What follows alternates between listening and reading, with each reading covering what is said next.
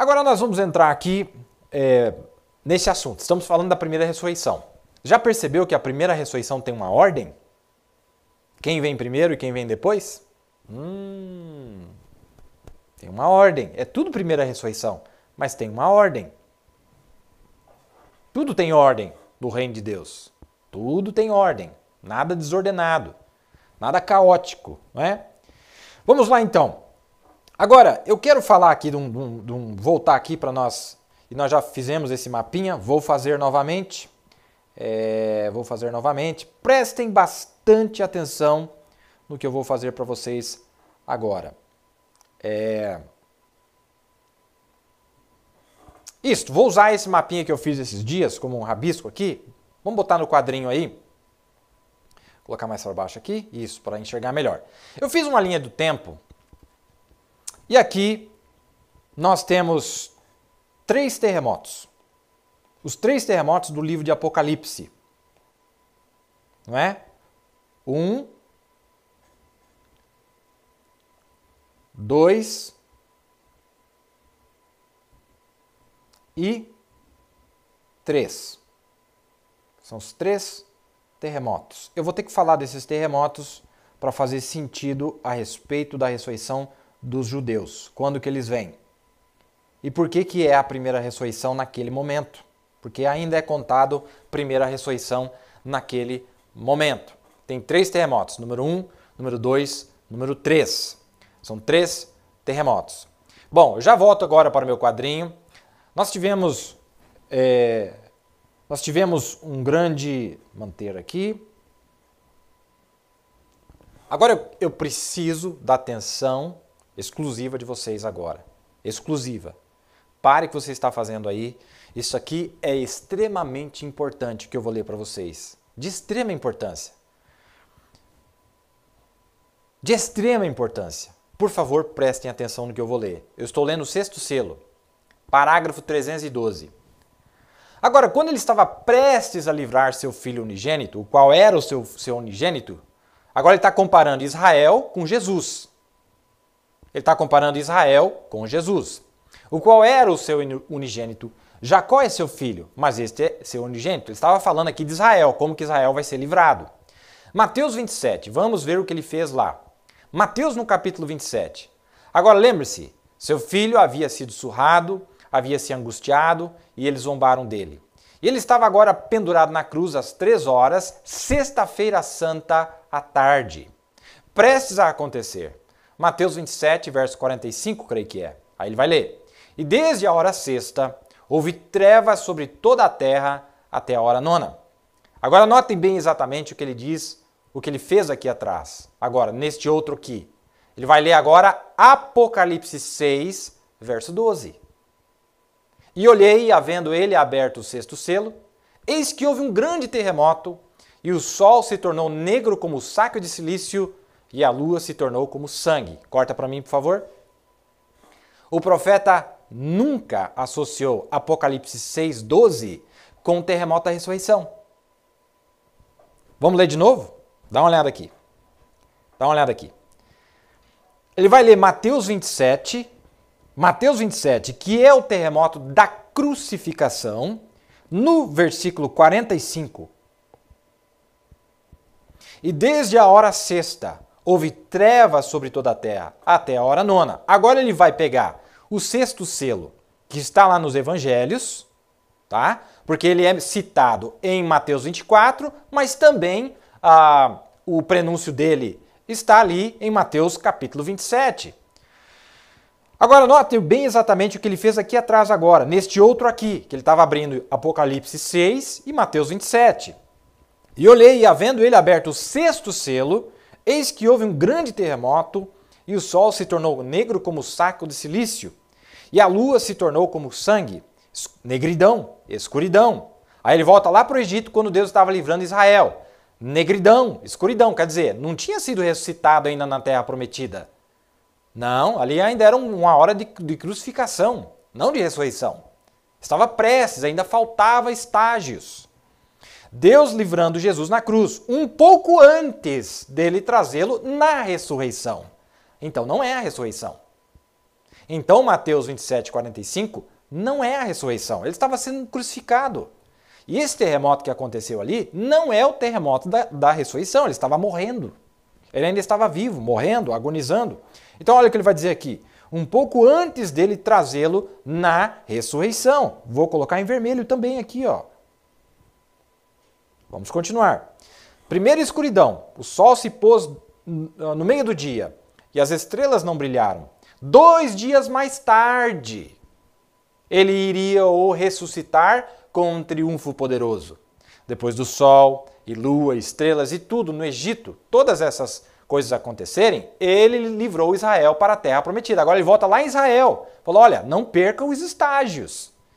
Israel, lá quando estava escura a terra do Egito, ele ainda estava no Egito, ele não estava na terra prometida. Não estava nem no deserto.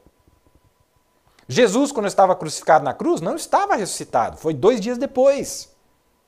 E ele disse, Israel, quando está sendo livrado aqui no período da tribulação, ainda não houve a ressurreição de Israel ainda.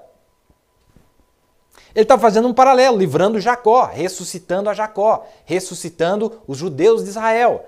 E, consequentemente, livrando também os que estão vivos na terra, os 144 mil. É um paralelo perfeito.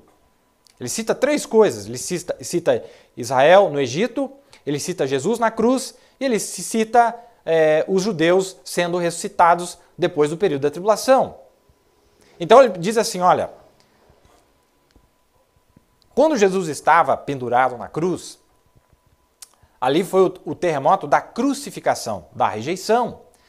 A ressurreição aconteceria 2 dias depois, ali não era a ressurreição. Como poderíamos justificar a nossa crença de que Apocalipse 6,12, para tentar justificar que vai ter um terremoto aqui no rapto, tentar forçar a barra, tentar forçar a barra, sendo que a Bíblia não disse isso. E nem sequer o profeta disse isso. O profeta nunca associou o terremoto de Apocalipse 6,12 com a ressurreição. Ele disse, não, ali é a crucificação. Ali é o Egito, é a escuridão no Egito. Não tinha saído ainda, eles ainda estavam lá. Agora, alguém fez essa aplicação em algum lugar, né? Mas não foi com base no que o profeta disse. Não foi com base na Bíblia, não é? Então, vamos dar uma olhada nisso aqui. Vamos ler Mateus 27, vamos ler aqui, tá? Quando Jesus estava lá na cruz. Dá uma olhada aqui. E Jesus, clamando outra vez com grande voz, entregou o Espírito. E eis que o véu do templo se rasgou em 2, de alto a baixo, e tremeu a terra. E fenderam-se as pedras, não é?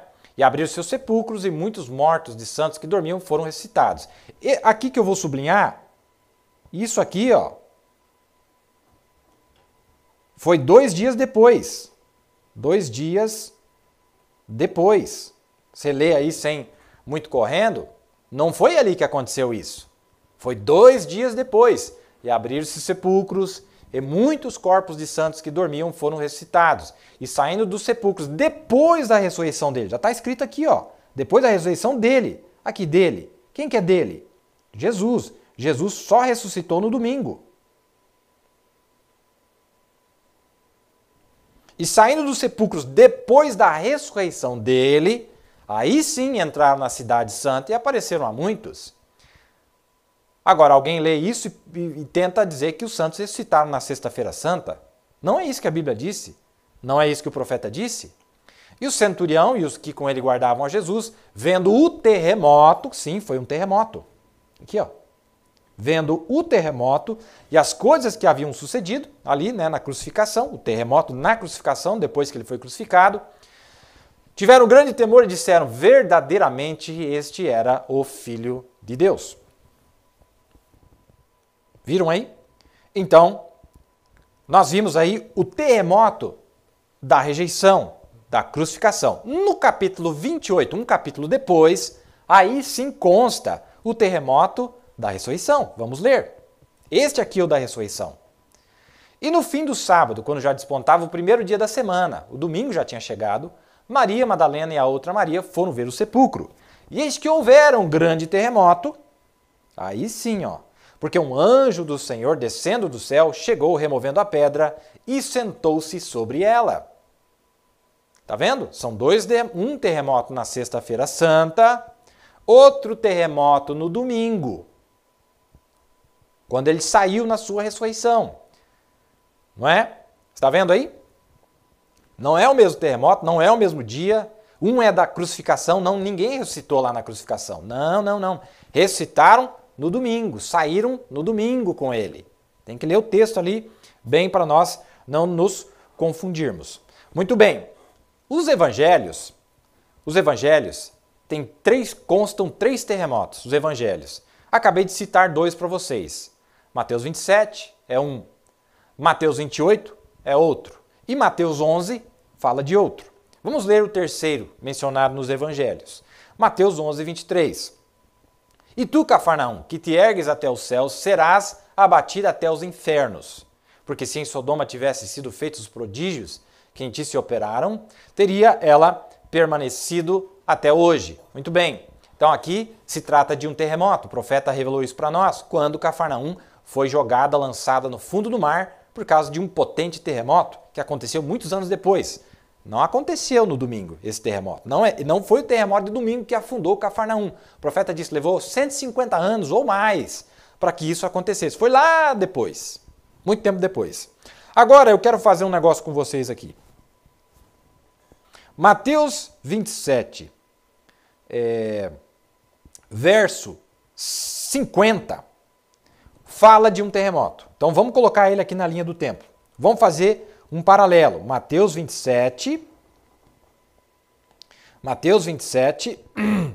vou escrever aqui em cima. Vamos fazer um paralelo, os terremotos dos evangelhos com os terremotos do livro de Apocalipse. Vamos pegar o primeiro.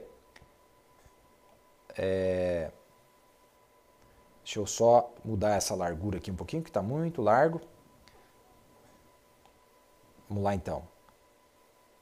Mateus 27, 50. É o primeiro. Corta para mim que eu quero achar o outro aqui. O outro está em Mateus 28, verso 2. Vamos escrever aqui. Mateus 28, verso 2.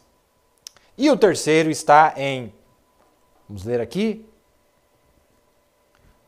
Mateus 11, Mateus 11, 23. É o número 1 aqui, tá? Mateus 11, 23. Veja, tem 3 lá, tem 3 no livro do Apocalipse. O da crucificação, vamos escrever aqui então, ó. Vamos escrever aqui.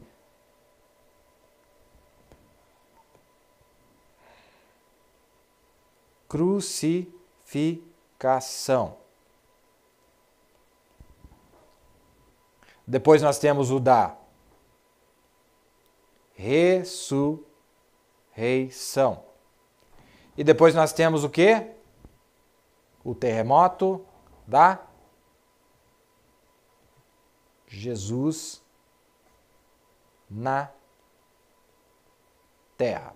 Vou colocar assim por enquanto, Jesus na terra. Crucificação, coloquei em ordem aqui, comparando os terremotos nos evangelhos com os terremotos do livro de Apocalipse. E aí eu coloquei aqui 1964. Não é? E depois coloquei aqui 2020, porque nós não sabemos quando será o rapto. E depois, no final da tribulação, mais um terremoto, que está escrito lá, depois que Moisés e Elias sobem ao céu, não é?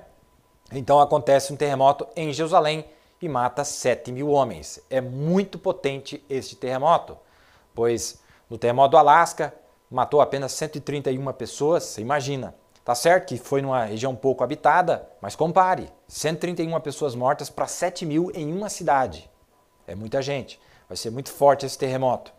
Mas ainda tem um maior depois, em Apocalipse 16, não é? Eu quero ir com calma aqui para nós certificarmos que estamos no caminho certo.